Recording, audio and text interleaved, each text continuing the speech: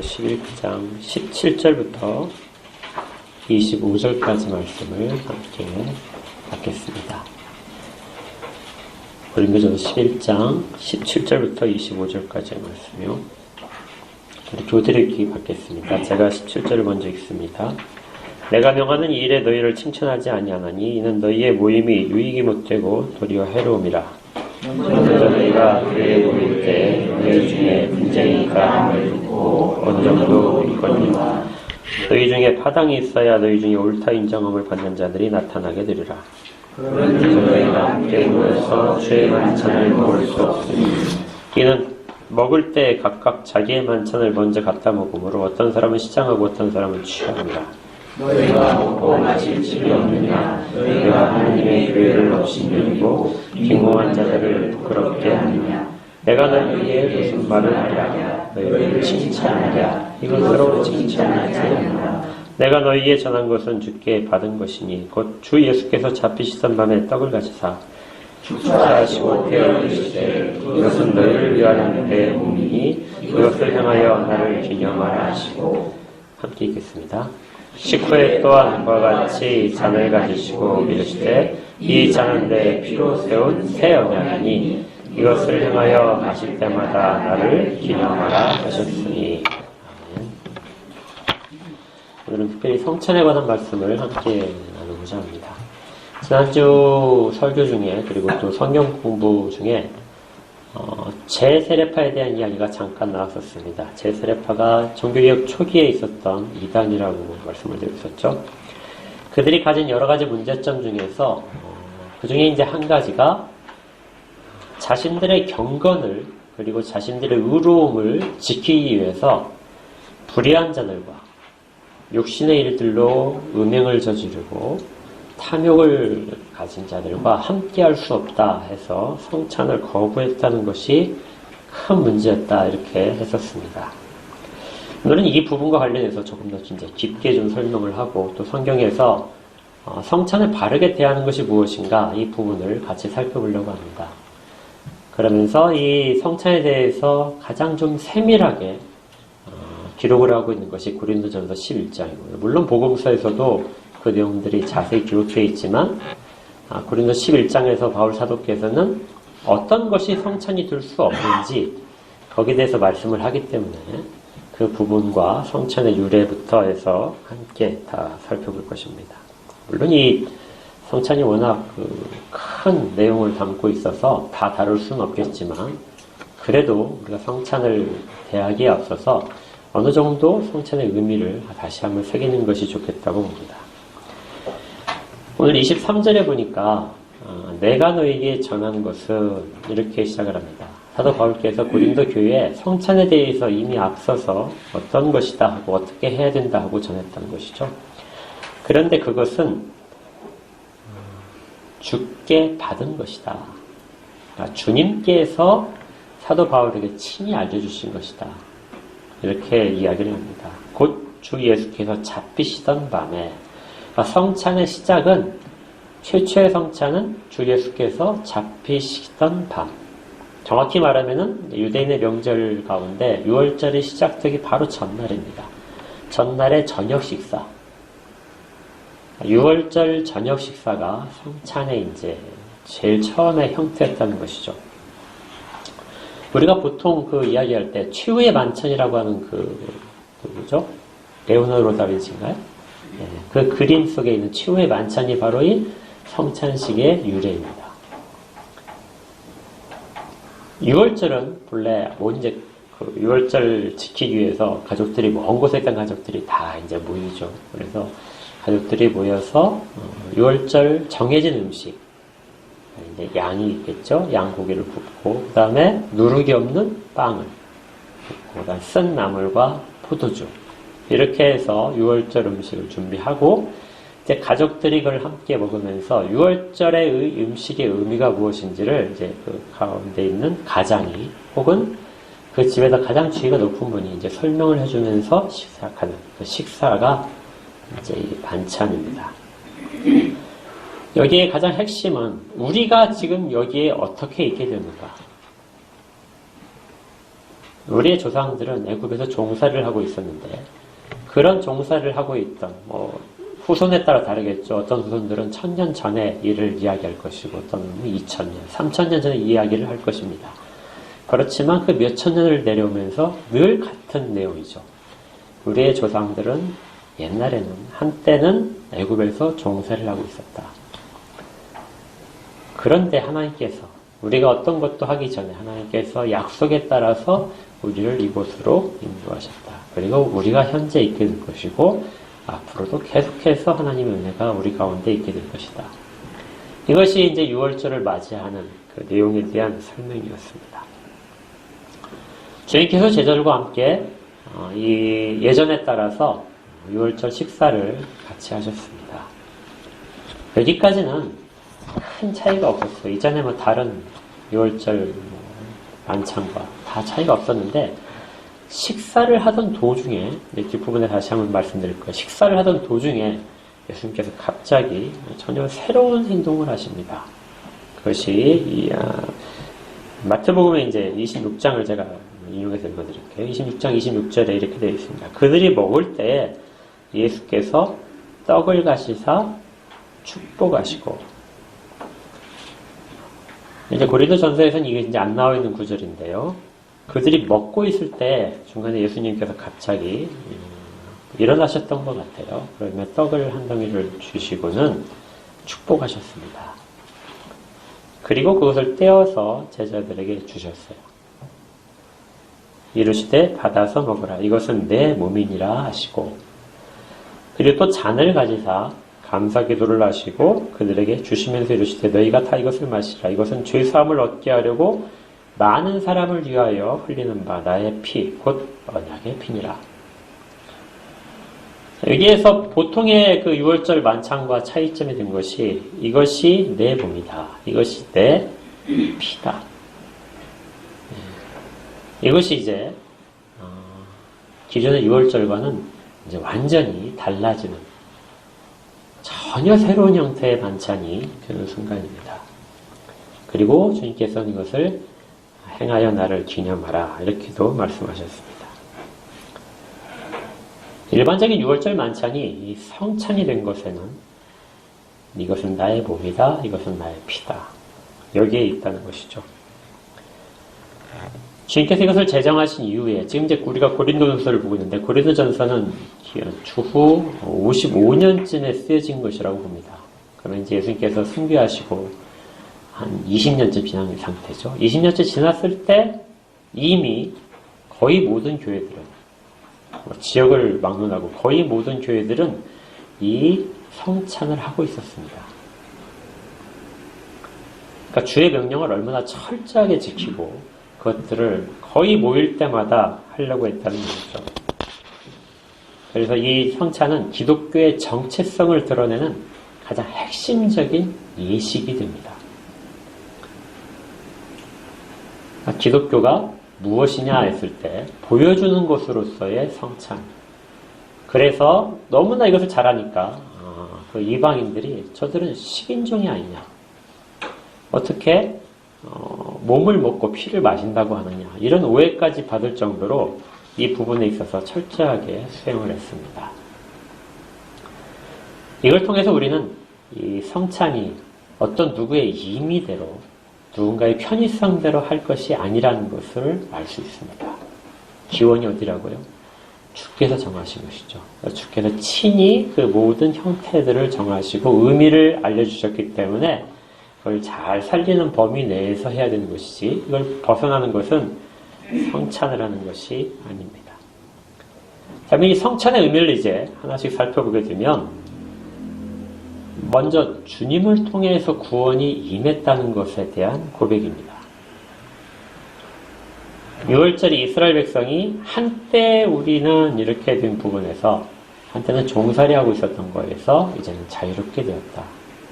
지금 하나님의 임재 가운데 있다 하는 것을 고백했듯이 우리도 또한 마찬가지입니다.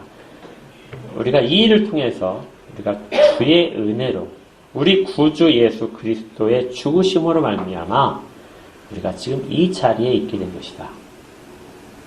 그러니까 우리의 현재의 기원이 예수 그리스도의 죽으심에 있다는 것이죠. 그래서 그것을 우리가 다시 한번 기억하고 주의 죽으심을 기념하고 그리고 감사를 하게 됩니다. 그래서 이 성찬의 또 다른 이름이 이제 원어상을 볼 때는 유카리스트라고 그래요. 유카리스트. 유카리스트란 말은 감사 기도를 뜻합니다. 아까 우리가 마태복음 26장 28절에서 주께서 잔을 드시고 이렇게 27절에서 또 잔을 가져서 감사 기도를 하셨다. 이 감사 기도를 하셨다는 이 단어가 유카리스트예요. 그래서 감사다 이렇게 이제 표현을 하긴 하는데 지금은 잘 쓰지 않습니다.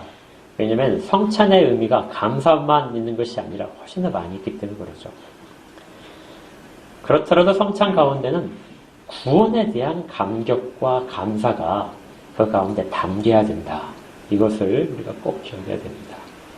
그러니까 성찬을 받을 때마다 주님께서 나를 구원하신 것이 얼마나 큰 희생이었는가, 주께서 하나님께 얼마나 큰 순종을 했는가, 이런 것들을 생각하며 우리에 대한 주의 사랑과 은혜들을 다시 한번 생각해야 됩니다. 그리고 이를 통해서 우리가 성찬에 참여하면서 내가 그것들에게 실제적으로, 그 안에 실제적으로 있다는 고백을 하는 것이죠. 그래서 나의 믿음의 고백입니다. 성찬에 참여한다는 것은 내가 그리스도인입니다. 내가 그리스도 외에는 다른 어떤 것으로도 나의 구원의 원인과 내 생명의 근원을 찾을 수 없습니다. 그래서 지금 그곳에 나와 있습니다. 거기에 참여합니다 하는 신앙의 고백이 담겨 있습니다. 우리는 늘 그래서 성찬을 할 때마다 이런 고백들을 하면서 해야 됩니다. 예수 그리스도를 주라고 고백하지 않고서는 일에 참여가 의미가 없습니다. 이런 의미보다도 사실은 더 이제 강조된 의미가 생명의 양식을 공급받는다는 내용입니다. 사람은 두 가지로 되어 있는 것이죠. 보통의 자연인들은 그냥 육신만으로 되어 있습니다. 여기서 육신이란 말은 몸과 영혼까지를 다 포함한 이것을 우리가 몸이라고 이야기한다고 그랬죠? 기억나시죠? 예. 우리의 육체 가운데 있는 모든 것들이 자연인의 순수한 본성입니다.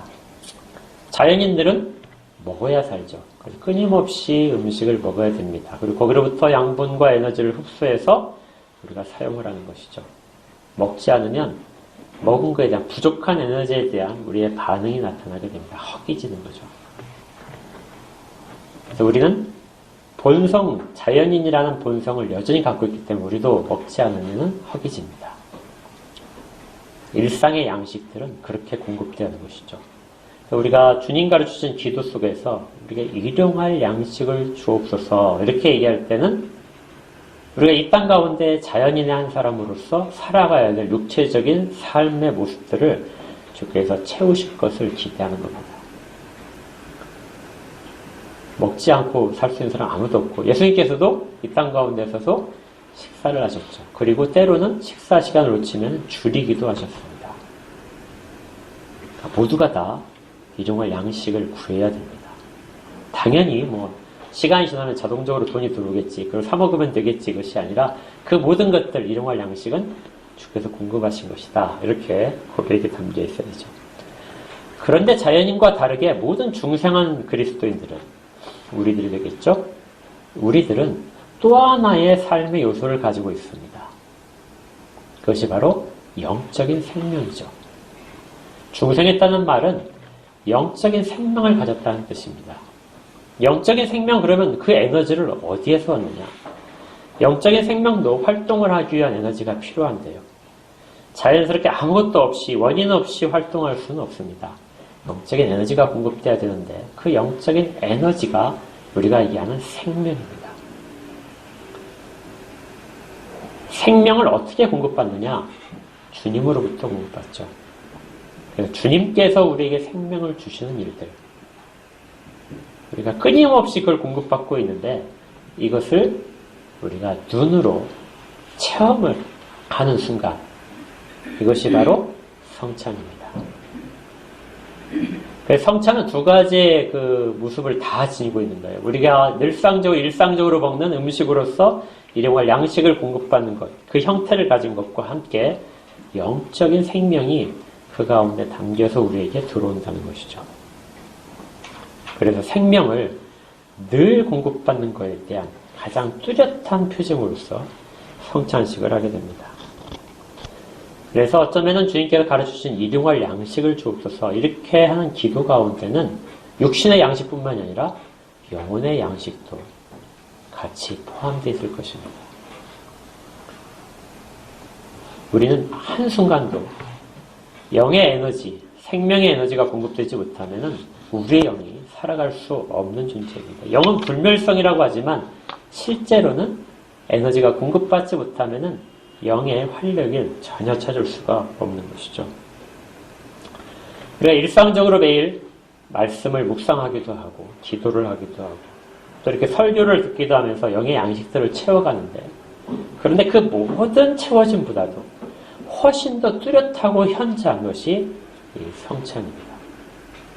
그러니까 성찬은 그냥 기념을 하는 것이 아니라 실제적으로 그 순간에 우리가 영의 생명의 양식들을 공급받고 있다. 내가 지금 공급받고 있다는 그런 생각을 가지고 성찬에 임해합니다. 이것이 그리스도와의 연합에서 가장 극치의 순간입니다. 눈에 보이는 말씀이죠. 그래서 성찬은 어떤 말씀보다도 더 뚜렷한 그리스도와의 연합과 우리의 현재의 상황과 앞으로 우리가 가야 될 상황을 가장 뚜렷하게 보여주는 말씀입니다. 그래서 이렇게까지 말할 수 있어요. 우리는 지금 이 말씀, 복음에 대한 가장 핵심적인 내용을 눈으로 보면서 먹는다. 그러니까 성찬은 듣는 말씀이 아니라 눈으로 보면서 먹는, 그래서 우리의 온 오감이 다 동원되는 그런 살아있는 체험이라는 것이죠. 주께서는 우리가 성찬에 바르게 임할 때 주께서도 임하십니다. 이렇게 생각하시면 돼요. 주님께서 나중에 이제 우리가 떡을 떼겠죠? 서로 나눌 텐데 떡과 잔을 이렇게 돌릴 때 사람의 손으로 주지만 여러분께서는 어떤 마음을 가지고 받으셔야 되냐면은 주님께서 첫 만찬 때, 첫 성찬 때 주셨듯이 제자들에게 떡을 떼시고 잔을 나눠주시면서 이것은 내 몸이다, 이것은 내 피다 하셨던 것처럼 그렇게 실제로 그 음성을 받으면서 여러분들이 받으셔야 된다는 겁니다.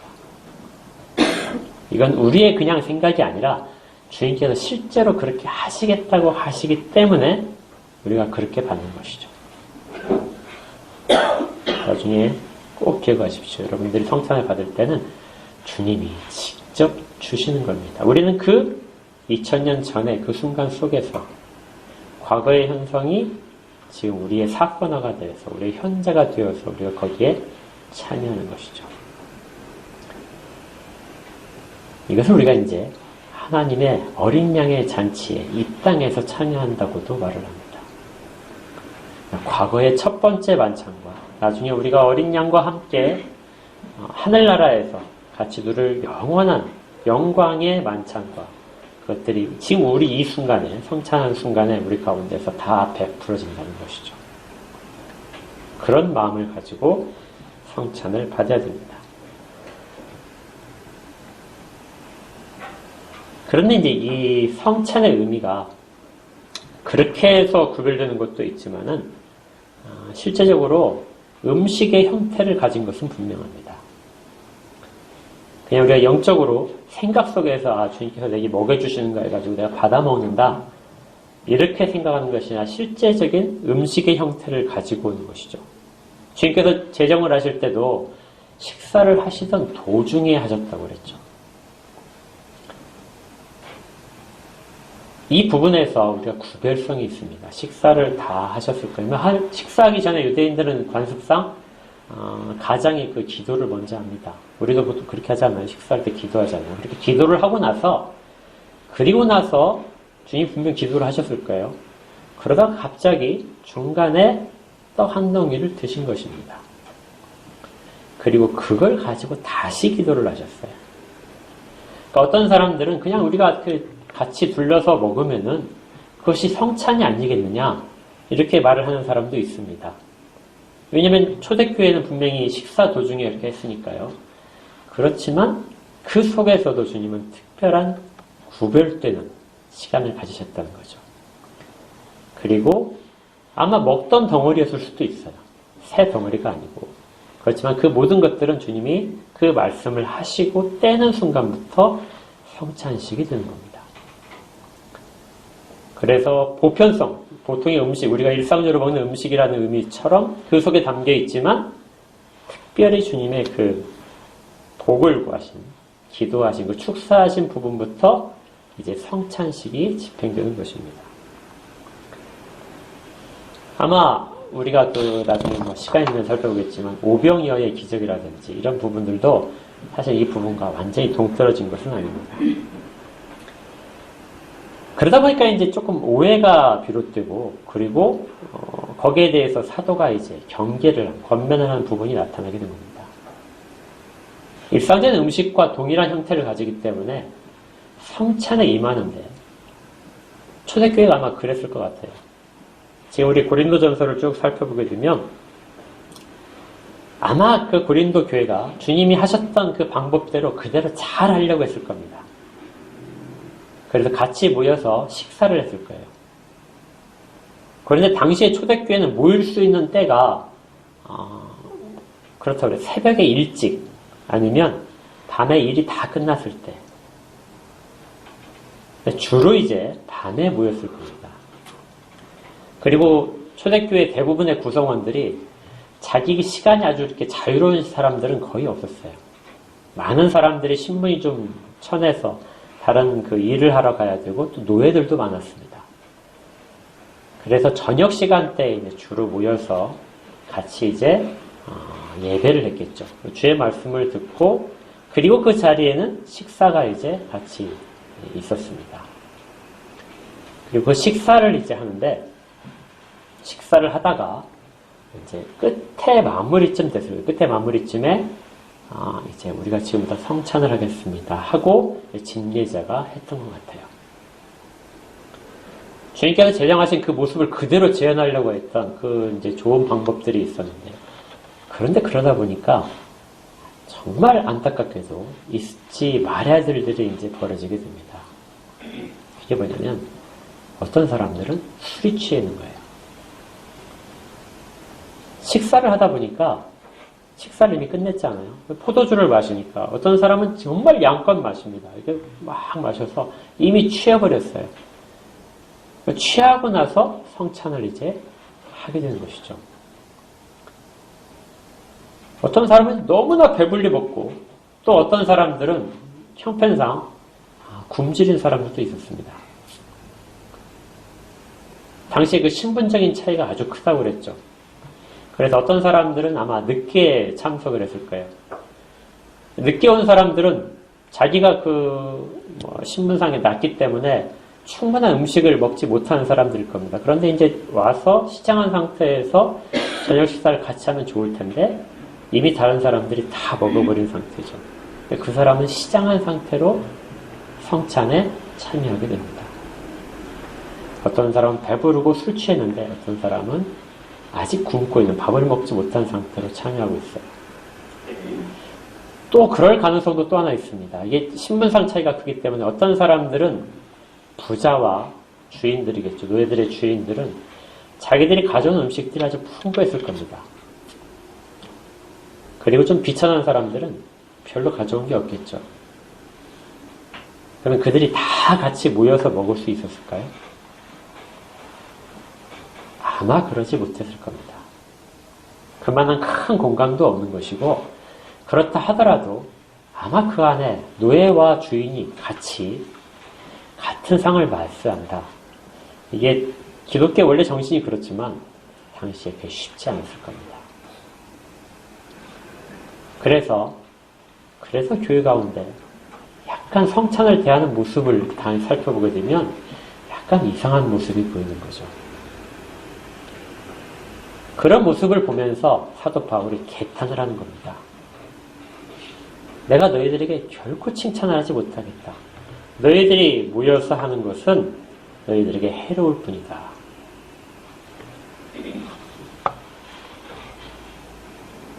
성찬으로 열심히 모였습니다. 그 의미까지 잘 살리려고 시간도 다 정확하게 했는데 그런데 성찬이 아니라고 그렇게 선언을 받는 것이죠. 여기는 두 가지 사도 바울의 그 의미가 있습니다. 첫 번째는 개인적인 상황이에요. 성찬에 참여할 때 과연 그 개인이 그 성찬에 참여할 그런 자세가 되어 있는가? 27절을 볼까요? 그러므로 누구든지 주의 떡이나 잔을 합당하지 않게 먹고 마시는 자는 주의 몸과 피에 대하여 죄를 짓는 것이다. 영적인 생명의 양식을 공급받아야 될 그 시간인데 그런 예식인데 그때 누군가는 생명의 양식이 아니라 죄를 먹게 된다는 것입니다. 그러니까 어떤 사람이냐면 주의 떡이나 잔을 합당하지 않게 먹고 마시는 겁니다. 합당하지 않게 먹는다. 이것은 아마 밑에 있는 설명에 나와 있는 것처럼 28절에 있는 것처럼 사람이 자기를 살피지 않고 먹는 경우일 겁니다. 내가 과연 이 자리에서 주님 앞에 설 그런 모습인가? 과연 내가 거룩한 생명을 주님의 몸과 피를 먹고 마실 그런 상황인가?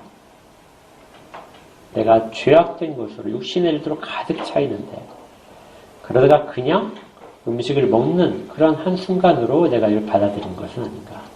이런 부분을 살피라는 거죠. 그래서 우리는 그 성찬을 할 때 적어도 일주일 전에 교회 소식란에서 알리는 겁니다. 성찬이 있습니다. 준비하십시오.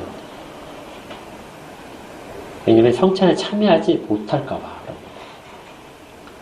성찬을 받기 전에 자기를 살피는데 살필 때 걸리는 부분이 생길까봐. 아까 제가 처음 말씀드렸잖아요. 성찬은 모든 말씀의 것들보다도 가장 거룩성이 강조되는 때입니다.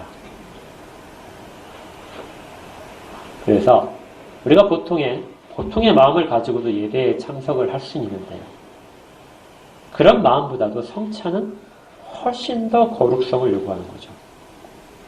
그래서 자기를 다시 한번 살펴라.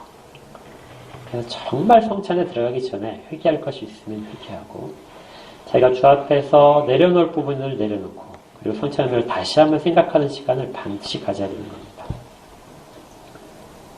그리고 29절에 보니까 주의 몸을 분별하지 못한다. 합당하지 않다는 얘기는 주의 몸, 여기서 주의 몸이라는 건 1차적으로 떡과 포도주가 주님의 몸과 피라는 것입니다. 그것의 의미를 모르면은 참석하지 말아라.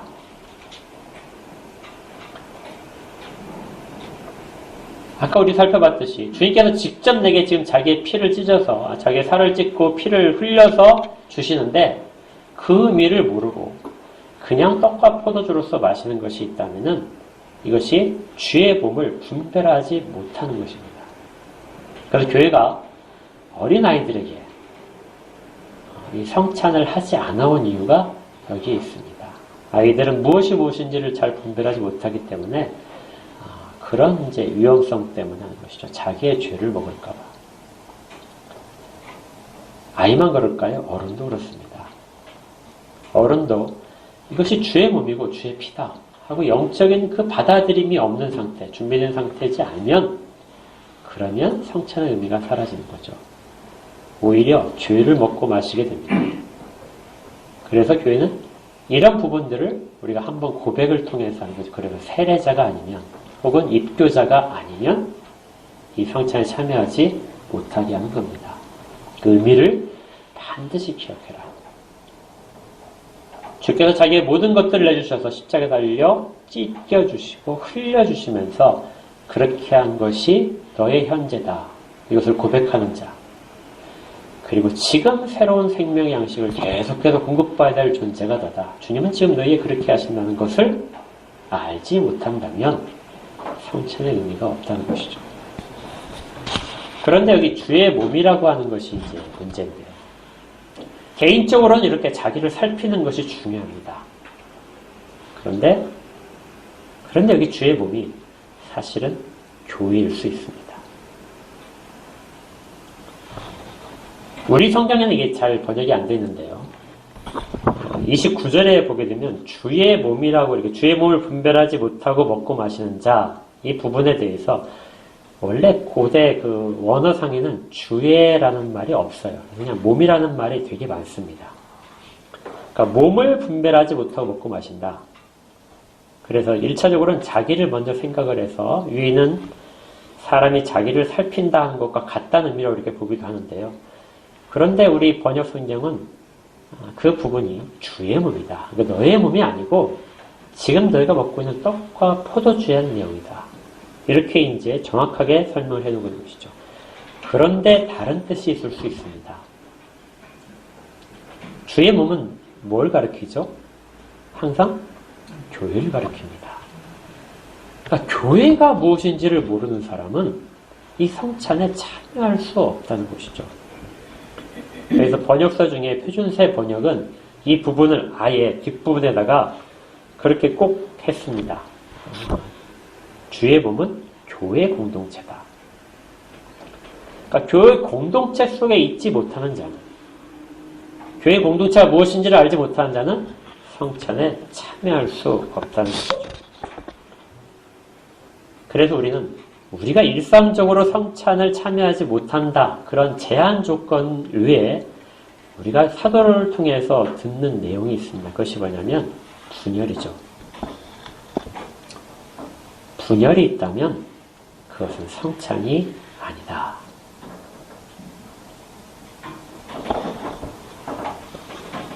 이 20절에 이렇게 되어 있습니다. 그런즉 너희가 함께 모여서 주의 만찬을 먹을 수 없으니.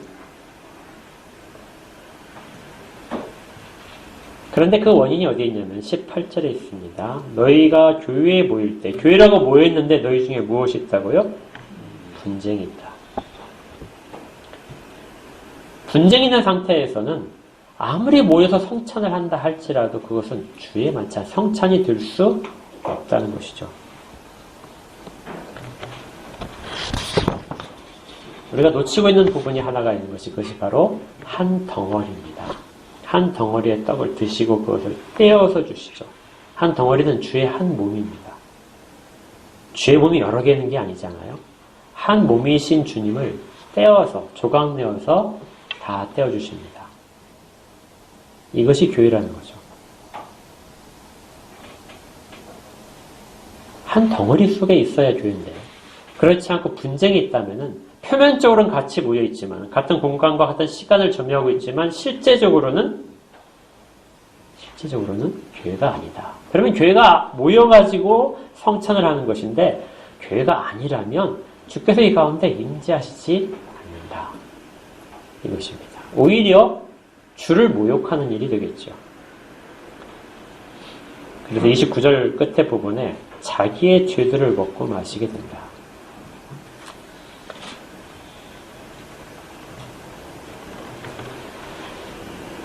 그래서 서로 다투는 일들. 이 부분이 교회에 얼마나 큰 해롭으로 당하는지. 우리가 갈라디아서 5장 22절인가요? 거기서 20절에서 살펴볼 때 육신의 일들 가운데서 있었잖아요. 당 짓는 것, 분열함, 이단. 이런 부분에 대해서 사도가 아주 크게 경고를 하고 있는 부분들과 연결되어 있습니다. 그런데 그들이 분쟁만 한 것은 아니죠. 사실은 사도 바울이 경고하는 것 중에 또 다른 측면은 분쟁은 하지 않는데 여전히 그 당시의 상황, 문화적인 상황과 사회적인 상황 속에 갖고 있는 관습 속에서 모인다는 겁니다. 말씀드렸잖아요. 부자들은 부자들끼리 먹습니다. 풍족하게 먹고 포도주에 취할 정도로 먹었어요. 그리고 한쪽은 늦게 와서, 그리고 준비해둔 음식이 별로 없어서, 아마 도시락을 싸왔으면 도시락을 이렇게 풍족하게 먹는 사람과 적게 먹는 사람들이 있었겠죠. 아무도 이상하게 생각하지 않았을 수 있습니다. 당시의 관습이 그러니까요. 그런데 그건 성찬이 아니라는 거죠. 관습적으로는 허용되더라도 교회에서는, 주님의 몸인 교회에서는 그렇게 차별성을 두어서는 안 됩니다. 제 세례파가 칼빈과 루터나 쯔빙글리에 의해서 크게 공격받았던 이유가 바로 여기 있는 것이죠. 우리는 좀 더 거룩해진 자야. 우리는 신앙이 너무 좋아. 그래서 저 좀 세상에서 좀 더럽고 좀 세상에서 지탄받는 사람들이 지금 교회에 왔는데 저들과 내가 같은 식탁에 앉을 수가 없어. 같은 떡을 나눌 수가 없어. 우리는 새로운 떡을 먹겠어. 저들은 다른 떡을 먹으라고 그래요. 이것이 분열이고 관습적인 것이 되었던 개인적인 어떤 경건을 지키기 위한 것이든 간에 모든 것들은 교회 가운데서 있으면 되지 않는 그런 해악인 것이죠. 지금 사도께서 그 부분을 만약에 가지고 성찬에 참여한다면 우리 모두는 성찬을 하는 것이 아니다. 그런데 이제 한 가지 짚고 넘어갈 것이 그렇다면 교회 가운데서 이 분쟁이 발생하는 것은 반드시 해로운 것이냐? 그렇지는 않습니다. 사도도 이걸 놓치지 않기 위해서 일부러 강조를 하는데요. 19절에 너희 중에 파당이 있어야 너희 중에 옳다함을 인정받은 자들이 나타나게 되리라. 분쟁은 왜 일어나게 되느냐? 누가 옳은지 옳지 않은지를 나누기 위해서 필요하다는 것입니다. 그러니까 분쟁을 하게 되면 교회는 정말 아니야 이렇게 이야기를 하면서도 분쟁은 반드시 필요하다. 왜냐하면 그래야 옳은 자들이 나타날 것이기 때문에 옳고 그름을 나타내는 데 있어서 분쟁이 반드시 필요한데 그런데 성찬에서만큼은 그 부분들을 잠시 접어두라는 것입니다.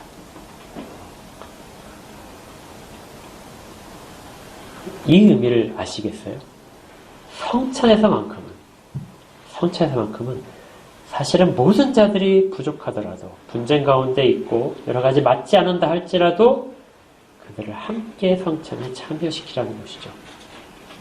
주 예수 그리스도 안에 함께 있다는 것을 성찬 속에서 그렇게 받아들여라. 주님께서 첫 번째 성찬을 하실 때 그때 가룟 유다가 있었을까요? 없었을까요? 당연히 있었죠. 성찬을 받아 먹었을까요? 당연히 먹었죠. 한 개인적인 문제들, 한 개인이 그가 신앙이 어떤지 간에 그걸로 해서 전체 성찬이 모욕되진 않습니다. 그렇지만 파당의 결과를 가지고는 성찬이 모욕된다는 것이에요. 그래서 우리는 늘 항상 이 교회가 분열되는 일에 대해서 늘 신중해야 됩니다. 그리고 우리가 지난주에 이야기했잖아요. 이걸 가지고 분리하면 절대 안 된다고 칼빈이 얘기했던 8가지 항목들. 그것들을 잘 기억하면서 성찬에 있어서만큼은 모든 것들이 다 용서되고 포용되어야 됩니다. 그리고 다시 한번 우리가 생각하게 되는 것이죠. 과연 우리가 예수 그리스도라는 그 부분에 있어서 그거 본질 말고도 다른 것에 치우쳐져 있지 않은지 그 부분에 있어서 다시 생각하는 것이 성찬의 의미입니다. 그 사도께서는 이 부분을 강조하기 위해서 33절을 한번 보십시오.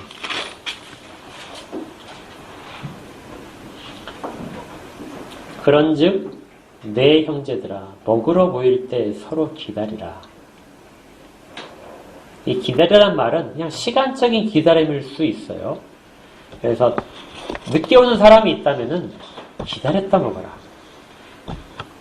지금 너희가 배가 아주 고픈 상태고 지금 막 허겁지겁 먹어도 충분하지 못한 그런 상태라서 그냥 먼저 먹으면 안 될까 해가지고 먼저 충분히 먹고 나서 나중에 오는 사람을 기다리는 것이 아니라 그냥 기다려라.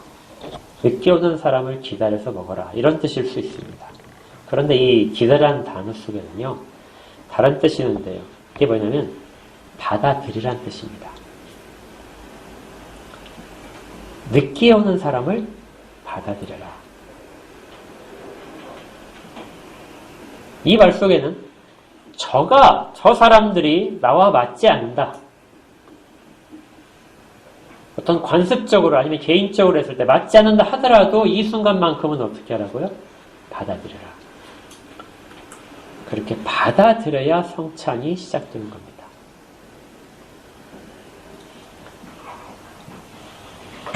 성찬은 두 가지를 요구하는 거죠. 개인적으로 교회가 거룩성을 늘 추구해야 되고 거룩성을 강조해야 된다. 가장 중요한 순간이에요. 그러면서도 서로가 서로에게 자기의 거룩성을 자랑하지 않고 자기보다 못하게 보이는 모든 사람들, 이 마음도 별로 좋지 않지만 그 사람들을 받아들이면서 함께 한 덩어리의 떡을 떼는 겁니다. 그래야 성찬이 의미가 있는 것이죠. 이것을 바로 앞에 10장에서는 코이누야, 교제한다고 말합니다. 성찬은 한 덩어리의 떡을 떼는 것이 교제에 들어갑니다. 우리가 나중에 이제 우리가 여건이 된다면은 정말 한 덩어리의 떡을 이렇게 빵을 갖다 놓고 빵이 아니라 떡이라도 괜찮아요. 그렇게 서로 한번 떼보는 그런 것도 해볼 필요가 있어요. 이 성찬의 의미를 제대로 이렇게 우리가 눈으로 보여주기 위해서라면 그런 것도 필요하다고 봅니다. 공동체를 살피지 않고 내 필요성에 따라서 성찬에 참여하는 것이 아니라 다른 사람을 살피고 함께 참여한다는 생각. 이것이 성찬에서 주님께서 교회 가운데 하시는 말씀입니다. 이제 결론을 내릴 텐데요. 성만찬에 참여한다는 것은 하나님과 인간 사이에 화목이 이루어졌다는 그 화해 속에 들어와 있다는 표시입니다. 또한 성찬을 통해서 그리스도와 연합된 몸을 확인하게 됩니다. 주님의 살과 피로 상징되는 떡과 포도주를 먹고 마심으로써 우리는 그리스도와 한 몸인 것을 인정을 합니다. 그리고 주님과의 끝없는 교제 가운데 있음도 체험을 합니다. 디다케라는 문서를 제가 인용하면서 마무리를 짓겠습니다. 디다케라는 것이 1세기 정도에 시리아에 있는 시리아 지역의 유대인 성향의 이제 교회들 중에서 그 예식서입니다. 그러니까 여러 가지 예식들이 있었겠죠, 교회에서. 그 예식을 이제 기록한 책이에요. 그러니까 굉장히 오래된 책입니다. 사도들이 그 성경이 기록할 때 그때 같이 기록된 책이라고 보셔도 돼요. 성경은 아닙니다. 그렇다고 외경도 아니에요. 그렇지만 교회의 중요한 문서로서 참고 도서로서 나와 있는데요. 거기에 성찬을 아주 강조하고 있는데 그 부분의 일부분을 제가 읽어드리겠습니다. 빵 조각에 대해 이렇게 하십시오. 우리 아버지 당신 종 예수를 통해 우리에게 알려주신 생명과 지식에 대해 우리는 당신께 감사드립니다. 당신께 영광이 영원히. 이 빵 조각들이 산들 위에 흩어졌다가 모여 하나가 된 것처럼 당신 교회도 땅 끝에서부터 당신 나라로 모여들게 하소서. 자, 이 부분이 중요한데요. 이 빵 조각도 우리가 지금 나눌 것이 빵 조각인데 빵 조각들이 산들 위에서 흩어졌다. 이건 분명히 예수 그리스도께서 갈보리 십자가 위에서 그 몸을 찢기시고 피를 흘리신 것, 사방으로 흩어진 것이란 것이죠. 그것들을 우리가 먹음으로써 그것들이 다시 하나가 된다는 의미입니다. 이 빵 조각들이 산들 위에 흩어졌다가 모여서 하나가 된 것처럼 그 뒤에 이것이 바로 당신 교회입니다. 주님이 몸과 피를 주셔서 사신 교회라는 뜻이죠. 흩어졌던 피와 흩어졌던 살들이 우리 각자에게 다 먹음으로 말미암아 이것들이 그리스도의 몸으로 다시 모인다는 것입니다. 그래서 교회를 만들었다. 땅끝에서부터 당신 나라로 이 교회가 모여들게 하십시오. 영광과 권능이 예수 그리스도를 말미암아 영원히 당신 것이기 때문입니다. 그렇게 모여서 하나님을 찬양하는 것이죠. 이 디다케는 이 문서는 그래서 어떤 성찬보다도 이 부분에 있어서의 아주 핵심적인 내용을 정말 잘 파악해서 전해줍니다. 왜 한 덩어리를 강조하는 것인지, 그리고 교회가 왜 그 한 덩어리를 이루지 못하면은 성찬에 참여하는 것이 아닌지, 이 부분에 있어서 마지막 부분에 예식서에 이제 기도문이 되게 많은데 그 중에 성찬에 대한 기도문이 3개가 있는데 그 중에 하나를 제가 읽어드리고 마치겠습니다. 같은 빵과 같은 잔을 나누어 받으려는 저희가 모두 성령으로 한 몸을 이루고 그리스도 안에서 산 제물이 되어 주님의 영광을 찬미하게 하소서. 같은 빵과 같은 잔을 받고 우리 모두가 성령으로 한 몸을 이루어서 그리스도 안에서 살아있는 제물들이 되고 주님의 영광을 찬미하게 하소서. 오늘 우리가 이제 성찬을 할 텐데요. 성찬 속에서 이 의미들이 다 우리 가운데서 체험되기를 축복합니다. 주님 앞에서 받으십시오. 주님이 직접 주시는 것으로, 영적으로 정말 임재하셔서 주시는 것으로 받으십시오. 그러면서 교회 속에서 받으십시오. 그리고 우리 각자가 받은 것으로 말미암아 교회가 다시 활기차게 되고 다시 영적인 생명력이 충만해진다는 것을 믿음을 가지고 받으십시오. 그럼 우리는 성찬을 바르게 할 것입니다. 함께 기도하겠습니다. 하나님, 성찬을 저희가 실시하려고 합니다. 먼저 그 앞에서 성찬의 의미들을 살펴보고 지금 저희들에게 어떤 자세로 성찬의 의미인지를 주의 말씀을 통해서 살폈습니다. 각자의 마음속에 성찬을 대한 귀중한 소망들을 있게 하시고 분별력을 있게 하여 주옵소서. 그리고 교회 가운데서 받고 있다는 그 귀중한 깨달음도 주셔서 성찬을 통한 주인께서 주시고자 하시는 모든 유익들이 하나도 남김없이 우리 가운데 다 유효하게 될 수 있도록 그렇게 인도하여 주시옵소서. 예수님 이름으로 기도합니다. 아멘.